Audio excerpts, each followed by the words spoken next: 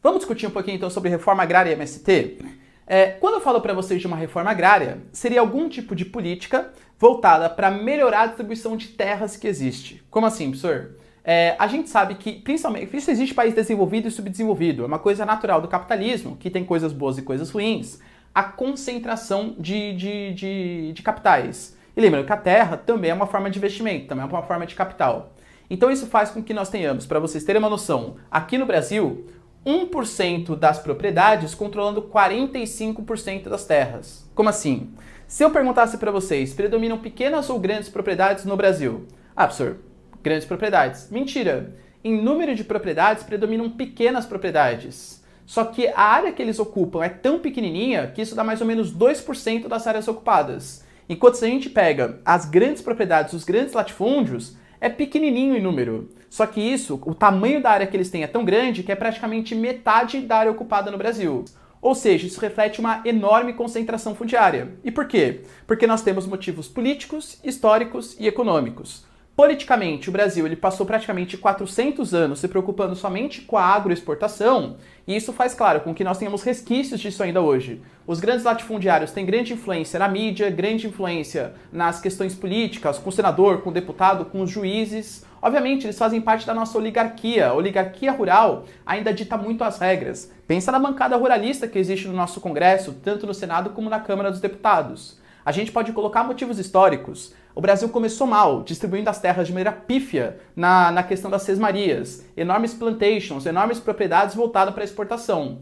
Quando a gente ficou independente, que poderia melhorar um pouquinho o nosso quadro, em 1850 o Brasil cria a Lei de Terras, que torna a terra uma mercadoria, impedindo com que mais pobres, ex-escravos, imigrantes tivessem acesso à terra no Brasil. Se a gente poderia melhorar um pouquinho no século XX, a gente piorou ainda mais. A única lei, ou uma das principais leis que tangiam sobre reforma agrária foi feita no início do governo militar. E essa lei ela era muito ampla. Ela fazia com que toda a terra devoluta, ou seja, sem uso, passasse a ser propriedade do Estado para fins de reforma agrária. A questão é, o que é uma terra devoluta? Tem cota mínima de produtividade? Quem acaba definindo o que é uma terra devoluta acaba sendo um juiz. E esse juiz, muitas vezes, ele faz parte da oligarquia rural ou tem influências de pessoas que fazem parte da oligarquia rural. Percebe como é difícil? E nas questões econômicas, as políticas públicas, elas sempre foram voltadas para a agroexportação. O Brasil e outros países subdesenvolvidos principalmente, eles sempre tiveram que manter uma balança comercial favorável, ou seja, exportar mais do que importar, baseado na exportação de commodities. Então a gente pega um presidente, qualquer que seja, tá? É muito mais uma coisa de Estado do que de governo. Ele tem que se preocupar em manter a sua economia saudável. Como que ele pode fazer isso? Já que ele tem que importar muita tecnologia, tem que pagar muitos juros, tem que comprar royalties, por exemplo, ele vê no lugar que tem disponível, que é a exportação de ferro, que é a exportação de soja, de cana, de milho, de algodão. Então as políticas públicas, elas são voltadas para favorecimento do agronegócio, que é quem vai trazer divisas, vai trazer renda para o Brasil, em detrimento ao pequeno produtor, ok? Só que isso vai gerar consequências negativas, claro. Se a gente tem um predomínio histórico, político e econômico dos grandes proprietários, isso vai fazer com que os pequenos proprietários serão deixados de lado. Só que essa agricultura de subsistência, esses pequenos proprietários, são que colocam comida na mesa do brasileiro. Eles que produzem para o mercado interno batata, feijão, mandioca, enfim, coisas do nosso dia a dia. Se eles estão reduzindo cada vez mais sua área, reduzindo cada vez mais a sua produtividade, vai ter menos oferta de alimentos. Consequentemente, o alimento fica mais caro. E lembrando que no Brasil passa-se fome não porque faltam alimentos, e sim porque falta acesso financeiro a esses alimentos, porque as pessoas são pobres, desigualdade social, e porque há um privilégio da agricultura de exportação. Outro motivo, outra consequência negativa é que a agricultura de plantation, essa agricultura patronal voltada para a exportação latifundiária, ela é muito mais favorável à mecanização. Isso vai fazer com que nós tenhamos menos empregos no campo, consequentemente um êxodo rural. Um monte de trabalhadores com pouca qualificação para trabalhar no setor terciário na cidade vem procurar emprego. Isso gera desemprego, aumento da informalidade, aumento do desemprego. Isso vai gerar até certo ponto a uberização da economia. O cara vem sem nenhum tipo de qualificação profissional, o cara vê que a única saída para conseguir colocar comida na mesa é se sujeitar a um trabalho sem direitos trabalhistas. Então o cara vai lá, se registra no Rap, Uber Eats, enfim, iFood e tal, para trabalhar 12 horas por dia e ganhar quase um salário mínimo. Percebe? Andando de bicicleta o dia inteiro. é uma situação bastante tensa, tá? Então por isso que esses grupos camponeses, eles brigam por uma reforma agrária para melhorar a situação da distribuição de alimentos e da questão econômica e até mesmo social no campo do Brasil, tá? O principal grupo que vai lutar por isso vai surgir em 1984, um grupo chamado de MST, Movimento dos Trabalhadores Sem Terra, Movimento Sem Terra aí, tá? O Movimento Sem Terra, ele vai surgir bem no finalzinho do governo militar. O governo militar acaba em 1985, mas efetivamente o período da ditadura militar vai até 1979. Em 79 a gente tem a lei da anistia e aí começa o período da transição gradual, não sei o que lá, para efetivamente uma democracia, que já começa com Sarney, que era um ex-militar, mas isso é papo para outro vídeo, tá? Então já começamos mal de novo a questão democrática. E aí o que vai acontecer? O MST, ele surge na tentativa de fazer aplicar a Constituição, hoje em 88, na época, a lei que os militares tinham criado, de tentar efetivamente promover a reforma agrária. Ou seja, o que está nessa lei, né? O que está nas leis do Brasil? Que toda terra sem uso, toda terra devoluta, ela tem que ser apropriada pelo Estado mediante indenização e ser distribuído pelo Estado para fins de reforma agrária. Ou seja, você não pode ter um terreno de 100 hectares para deixar ele ficar valorizando e revender depois de 10 anos. Porque tem gente que faz isso, né? O cara compra um terreno por 100 mil reais, espera ele valorizar durante 10 anos e depois você vende por 300 mil. Ah, professor, o terreno é meu, eu faço o que eu quiser. Tem gente que pensa assim, beleza. E galera, de verdade, são pontos políticos diferentes. O que a gente está discutindo aqui não é opinião, o que a gente está discutindo é Constituição. Na nossa Constituição é proibido fazer isso. Você não pode usar um terreno como uma mercadoria qualquer. A terra não é mercadoria. A terra, segundo a nossa Constituição, é direito. Então você não pode ficar especulando, esperar ele valorizar para depois revender. Se você compra uma terra, você tem que produzir naquela terra. O governo, se ele percebe que não está produzindo, ele vai te indenizar, teoricamente, né? Ele vai te indenizar, apropriar e distribuir para quem não tem terras. Obviamente, o governo, com déficit muito grande, com parcerias meio escusas com os grandes oligarcas, que é a galera que faz esse tipo de prática, pouquíssimas vezes fez. Então, o que o MST ele se propõe? Na teoria, ele é como se fosse um grupo que vaga pelo campo e fica denunciando terrenos que não cumprem a sua função social. Governo, não está cumprindo a função social. Governo, não está cumprindo a função social. E aí, se o governo efetivamente vê que não está cumprindo a função social, ele vai lá, deveria tomar, né, dar um dinheiro para o cara que é dono do terreno e distribuir. Como ele não faz, o MST vai lá e parte para a ocupação. E aí eles ocupam terrenos improdutivos.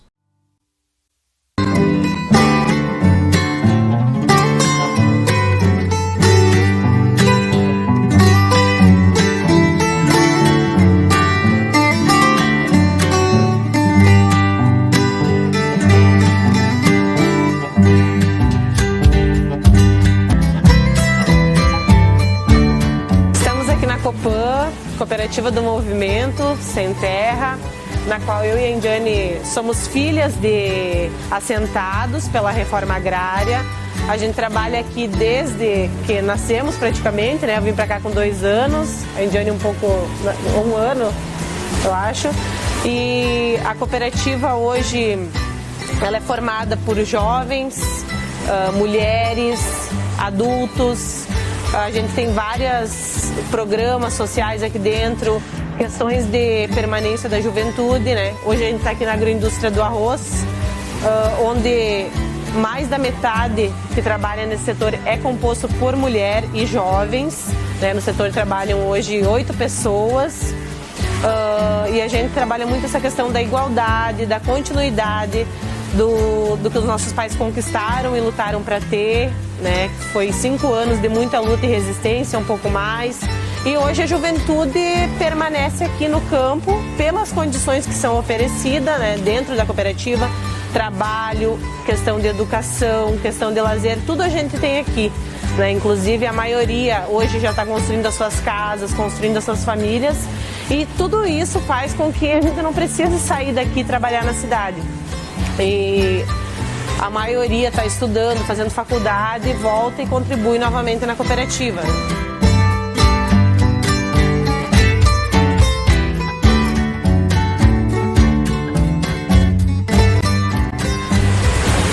O arroz chega da lavoura, né? Que é arroz. Aí é feito a coleta.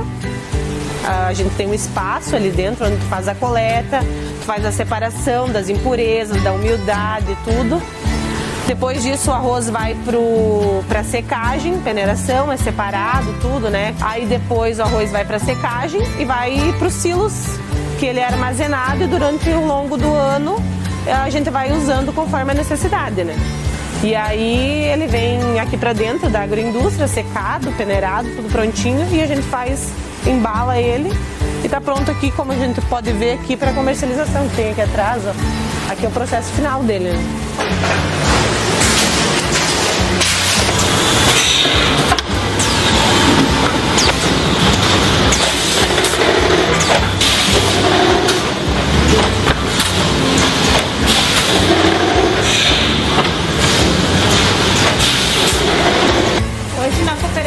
Nós somos em 75 associados, produtores, né, que trabalham e produzem aqui internamente na cooperativa. Desses 75, hoje 35, ou seja, quase a metade, é jovem e 30 são mulheres. E que se não fosse essa oportunidade, muitas vezes a gente se pergunta onde a gente estaria hoje, né? Porque, por exemplo, eu já estudei pela Escola do Movimento, como a Indiane também, me formei, a Indiane também se formou, e tudo isso com o apoio da cooperativa.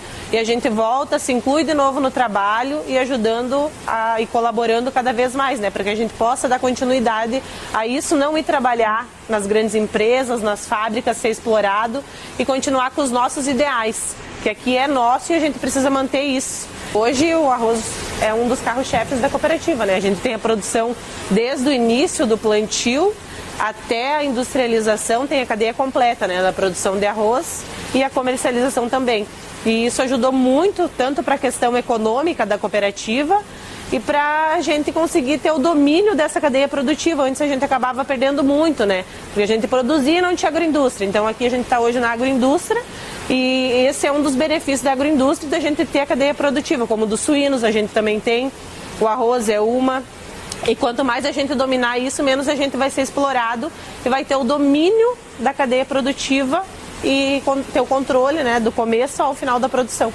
São as agroindústrias, né, que agregam o valor necessário à matéria-prima.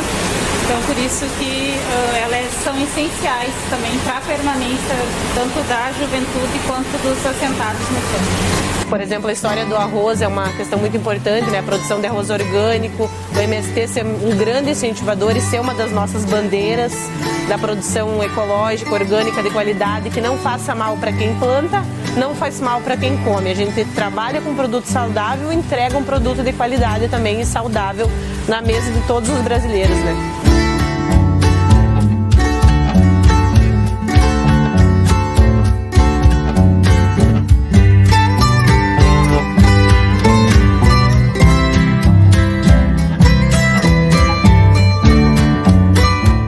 Quando nós falamos de uma reforma agrária, então, mesmo na questão do MST, vocês acham que hoje uma questão de terra, distribuir terras, é legal? É interessante? Porque se a gente for pegar distribuir terras, mais ou menos 40% das terras que existem no Brasil são terras do Estado. O Estado vai lá, pega aqueles 40% de terras e distribui para quem não tem terra. Olha que simples. Ah, isso é legal, interessante. Por que o Estado não faz isso? Aonde que são as terras do Estado? São terras que têm difícil acesso rodoviário, difícil acesso ferroviário, hidroviário, faltam meios de comunicação, falta infraestrutura de energia, cidades, coisa que valha. Então não basta hoje você distribuir as terras, porque senão seria muito fácil, o Estado tem um monte de terra sobrando aí. Mas para ele distribuir essas terras, precisaria ter algum tipo de auxílio do Estado, desenvolvendo infraestrutura, meio de comunicação, meio de transporte. Então não é só uma questão distributiva. E mesmo que a gente colocasse, fizesse esse modelo de distribuição, imagina, o Estado finalmente faz cumprir a Constituição, ele indeniza as pessoas que não cumprem a função social, toma o terreno e distribui para vários pequenos proprietários. Pô, legal. Esse pequeno proprietário vai ter crédito no banco? Não, porque o cara é uma agricultura de subsistência, geralmente o banco não confia que ele vai pagar. Então o banco vai dar, se der, um crédito pequenininho, com juros altos e um prazo minúsculo para ele conseguir pagar. Imagina que dá uma praga na plantação desse cara. Esse cara vai ser obrigado a vender a sua terra para um grande proprietário.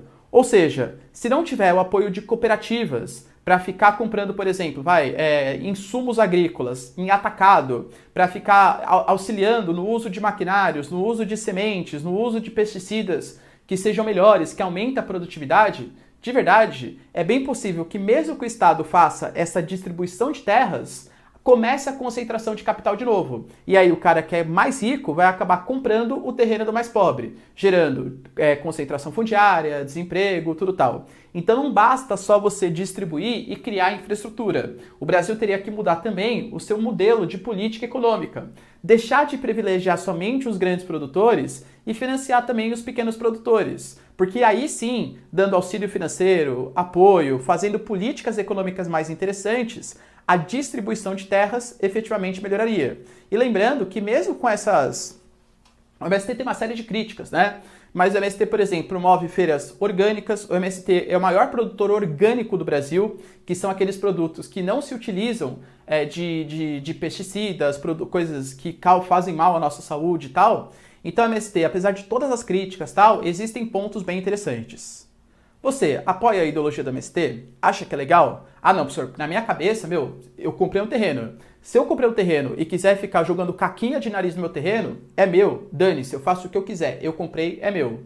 Ah não, professor, eu não, eu já defendo que a questão, o terreno realmente, não é, a questão de moradia não é que nenhum celular que você tem, a questão da moradia é um direito, tá na nossa Constituição que é um direito. Então se o cara não estiver cumprindo a função social, só estiver especulando para encarecer e depois revender, reduzindo a oferta e encarecendo o preço, ele tem que ter a terra tomada pelo Estado. São duas opiniões diferentes. E aí, o que você pensa?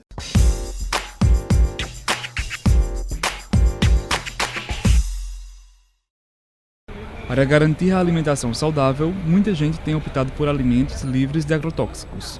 Um dos endereços no Recife para encontrar esse tipo de produto é o Armazém do Campo, no bairro de Santo Antônio, centro da cidade. O espaço mantido pelo Movimento dos Trabalhadores Rurais Sem Terra comercializa produtos cultivados em assentamentos da reforma agrária ou da agricultura familiar camponesa de diversas regiões do país. O objetivo central do Armazém do Campo aqui é provocar um diálogo com a população a partir da venda de produtos saudáveis, né? É mostrar a viabilidade da reforma agrária a partir da venda de produtos que vêm diretamente dos assentamentos, que vêm de diversos estados do Brasil também, mostrando para a população que é possível consumir bem, consumir produtos de qualidade e que essa relação se faz diretamente sem atravessador. No local é possível encontrar alimentos orgânicos e agroecológicos, como o arroz, que vem do Rio Grande do Sul, e o café, cultivado em Minas Gerais. A produção é feita por pequenos agricultores e empresas parceiras. A oferta de produtos feitos em Pernambuco é bem variada. Merecem destaque pães, doces, mel, rapadura, pimenta, frutas e verduras. Eu fiquei sabendo da loja pela internet e aí eu vi lá que eles tinham produtos que eram produtos agroecológicos, então eu tenho bastante interesse por produtos com menos agrotóxicos, esse tipo de coisa, então eu resolvi vir aqui fazer uma feirinha. O armazém também se propõe a ser um novo polo na cena cultural recifense. Mantém uma filial da Livraria Expressão Popular com mais de 500 títulos e abre espaço para eventos de quinta-feira a sábado no espaço da cafeteria. E uma cultura voltada para aquilo que é nosso, que não está pautado pelo mercado, que não está pautado pelo grande negócio, né?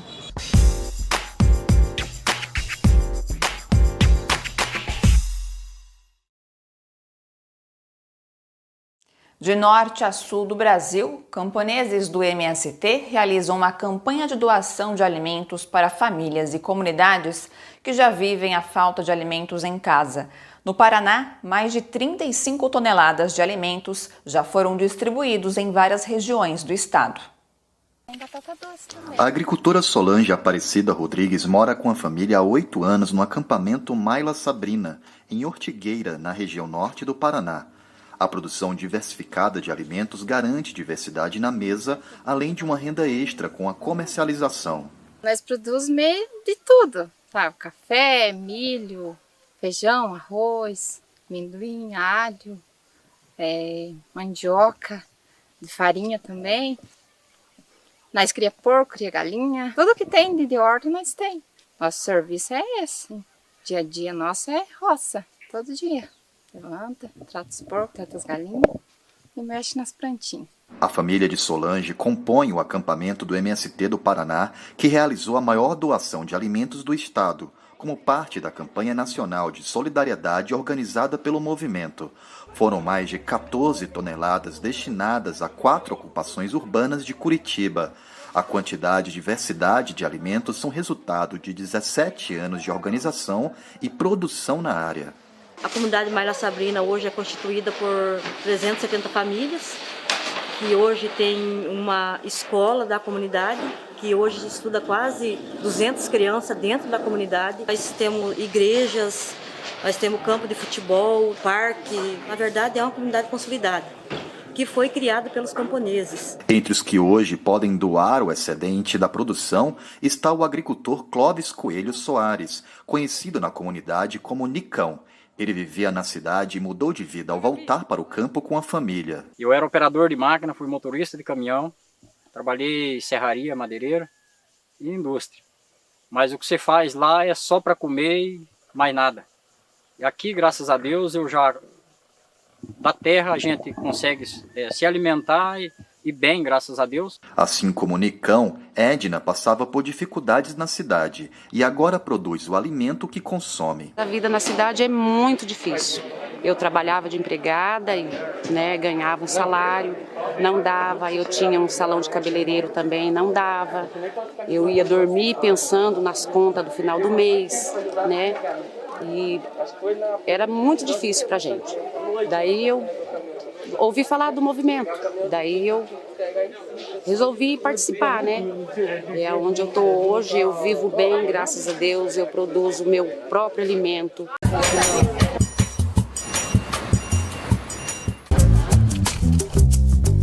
Morar bem é um direito de todo cidadão brasileiro, como diz a própria Constituição Federal. Casas com estrutura de água, luz, gás, saneamento básico e urbanização são fundamentais. Rampas de acesso a todos os pavimentos e lazer para toda a família também não devem ser esquecidos. E nem a segurança deixada de lado. Muitos desses apartamentos foram entregues por programas governamentais, como este prédio no centro de São Paulo, reformado pela prefeitura e entregue a pessoas com mais de 60 anos. Foi um presente que caiu do céu, embora a gente tenha lutado para que isso acontecesse. Em 10 anos, mais de 4 milhões de moradias foram entregues pelo poder público para moradores de baixa renda. Para mim, vir morar aqui foi uma oportunidade. Eu só consegui comprá-la depois que eu me aposentei. Sair do aluguel e conquistar a casa própria é o objetivo da maioria das famílias. Isso através de um longo financiamento, consórcio ou outro tipo de aplicação. Mas para mais de 20 milhões de brasileiros, ter o próprio teto é um sonho bem distante.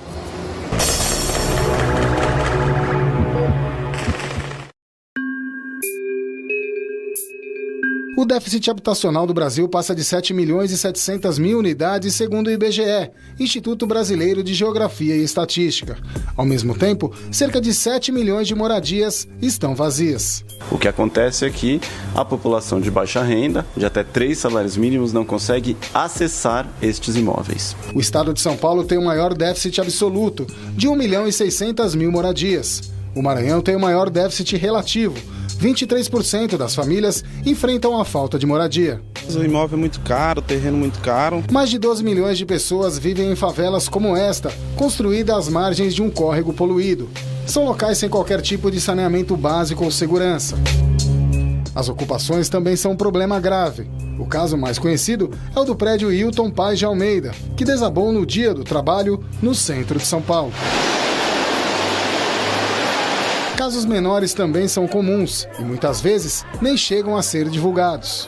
Para este arquiteto urbanista, o poder público precisa criar mecanismos eficazes e urgentes para acabar com o déficit habitacional e as moradias de alto risco. Em primeiro lugar, a gente trabalhar com a ideia da construção de unidades novas com subsídio para a população de baixa renda. Mas também é importante cuidar da melhoria das habitações existentes. E, finalmente, é muito importante fazer a urbanização e a regularização fundiária em favelas. Você aí na sua cidade certamente já passou por uma rua e viu um prédio abandonado. E lembra que ele já estava assim desde que você era criança, correto? E pior, andando mais um pouco na rua, mais à frente você sabe que tem muitas pessoas que moram na rua. Isso está errado. E para acabar com isso, o que o MTST atua. Neste episódio, você vai conhecer um pouco mais do movimento que não tem o objetivo de invadir a casa de ninguém, e sim de imóveis abandonados. É Pilatos lá na Bíblia quem nos diz, e também faleceu por ter pescoço o infeliz autor da guilhotina de Paris. Apesar de não ser tão conhecido como o MST, o MTST também tem uma longa trajetória. Inclusive, muitas pessoas ainda confundem os dois, pensam que se tratam da mesma coisa. Um é o MST, Movimento dos Sem Terra, que já mostramos aqui em um outro episódio. Já o outro é o Movimento dos Trabalhadores Sem Teto, e que ganhou muito mais visibilidade, sem dúvidas, a partir de 2018, quando um dos integrantes, Guilherme Boulos, veio como candidato à presidência. Ele agora, em 2020, é candidato a prefeito de São Paulo. Só que o MTST vem de muito antes, de 1997, quando milhares de trabalhadores se organizaram em busca de um direito constitucional. Afinal, está no artigo 6º da Constituição. São direitos sociais à educação, à saúde, à alimentação, o trabalho, à moradia, o lazer, a segurança, a previdência social, a proteção à maternidade e à infância, a assistência aos desamparados. Tudo isso dentro da Constituição. O MTST surge alinhado ao MST, mas com uma vertente mais urbana. Enquanto o movimento dos trabalhadores sem terra buscam terras para morar e produzir, o movimento dos trabalhadores sem teto são pessoas que trabalham na cidade, sendo porteiro, diarista ou qualquer outra profissão, mas que com a renda não têm condição de pagar um aluguel. Vale lembrar que o salário mínimo no Brasil é de R$ 1.045 hoje, sendo que muitos trabalhadores que não têm carteira assinada recebem ainda menos do que isso. E, em compensação, o valor médio do aluguel de um apartamento de 45 metros quadrados na cidade de São Paulo, por exemplo, é de R$ 1.021, de acordo com a SP Imóvel. E mesmo que encontre valores abaixo disso, lembre-se que ainda tem despesas como luz, água, mercado e muitas outras. Então não se tratam de vagabundos, como alguns afirmam. Estamos falando de trabalhadores que acabam morando na rua por terem que escolher comer.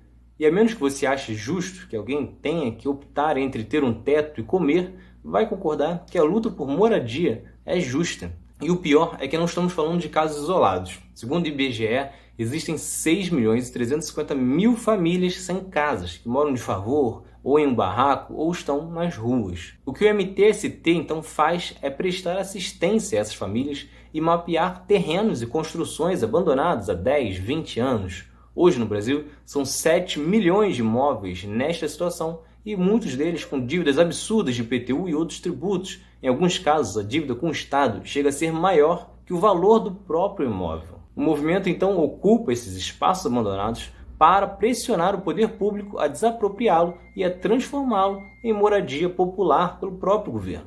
Isso não saiu da cabeça dos organizadores. Está na Constituição também, no artigo 182, que a propriedade urbana precisa cumprir uma função social, ou seja, ser utilizado como moradia, comércio ou de alguma forma, cabendo o Estado desapropriar esses imóveis em troca de uma indenização justa. Ou, como falei, se a dívida for maior do que o valor do próprio imóvel, poder retirar realmente o imóvel da posse de quem não paga. Em pouco mais de 20 anos de atuação, o MTST já conquistou imóveis para milhares de famílias em 14 estados. Importante destacar que o MTST não cobra aluguel de nenhuma família que esteja em uma ocupação, assim como também não vai entrar na casa de ninguém.